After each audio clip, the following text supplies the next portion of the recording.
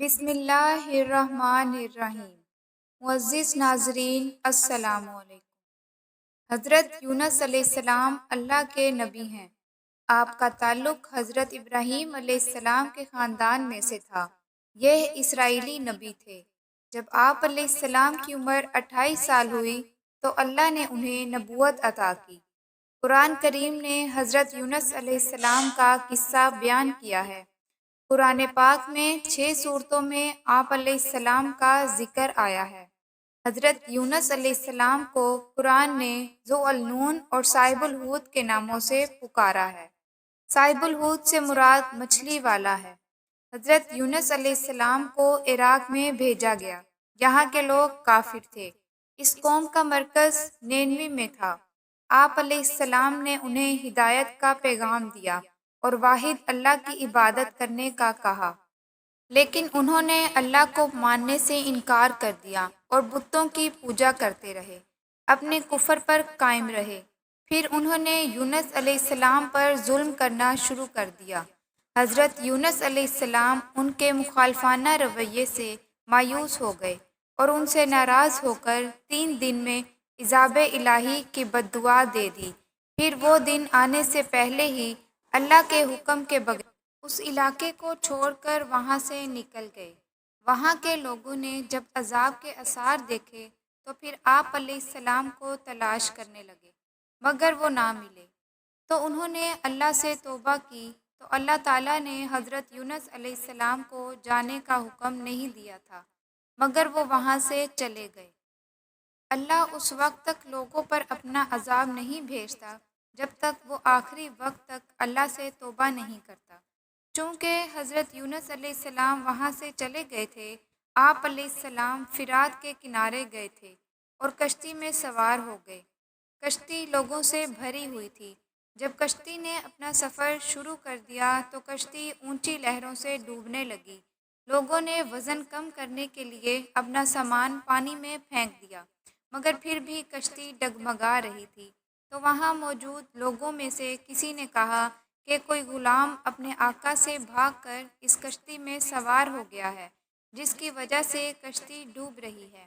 اگر ہم چاہتے ہیں کہ کشتی نہ ڈوبے تو اس کو کشتی سے پھینکنا ہوگا۔ اچانک حضرت یونس علیہ السلام کو لگا کہ وہ وحی کے بغیر وہاں سے نکل آئے تھے، تو کہنے لگے، میں ہی وہ غلام ہوں جو اپنے مالک سے بھاگ آیا۔ لیکن انہوں نے بات نہ مانی اور کہنے لگے، آپ تو نیک ہو، یہ کوئی اور ہے، اس کا پتہ کرنے کے لیے ہم قراندازی کریں گے۔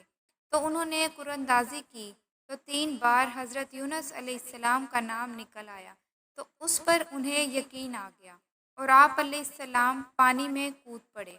اللہ نے ایک مچھلی کو حکم دیا کہ یونس علیہ السلام کو بغیر نقصان دیے نگل جائے، تو مچھلی حضرت یونس علیہ السلام کو نگل گئی۔ جب مچھلی کے پیٹ کے اندر اپنے آپ کو زندہ پایا تو پھر حضرت یونس علیہ السلام نے اپنی غلطی پر ندامت کا اظہار کیا اور اللہ سے توبہ کی۔ ان پر 3 طرح کے اندھیرے تھے: مچھلی کے پیٹ کا اندھیرا، رات کا اندھیرا، سمندر کا اندھیرا۔ حضرت یونس علیہ السلام نے توبہ جاری رکھی اور اللہ تعالیٰ سے معافی طلب کی۔ اللہ نے ان کو معاف فرما دیا اور مچھلی کو نگلنے کا حکم دیا، تو مچھلی نے حضرت یونس علیہ السلام کو سمندر کے کنارے نگل دیا۔ حضرت عبداللہ بن مسعود رضی اللہ عنہ کہتے ہیں کہ جب مچھلی نے حضرت یونس علیہ السلام کو باہر نکالا تو آپ کا جسم ایسے پرندے کی طرح تھا ابھی پیدا ہوا ہو۔ ان کا جسم بالکل نرم تھا اور جسم پر کوئی بال نہیں تھا، مطلب بہت کمزوری کی حالت میں خشکی پر ڈال دیے گئے تھے۔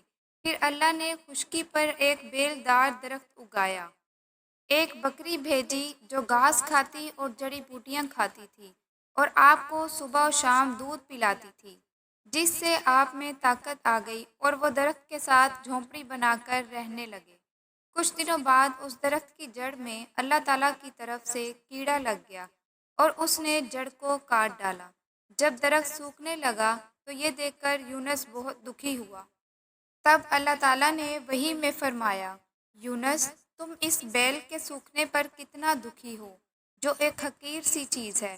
مگر تم نے یہ نہ سوچا کہ جس جگہ کو تم چھوڑ کر آئے تھے وہاں کی آبادی 1 لاکھ سے زائد ہے اور ان کے علاوہ جاندار بھی رہتے ہیں۔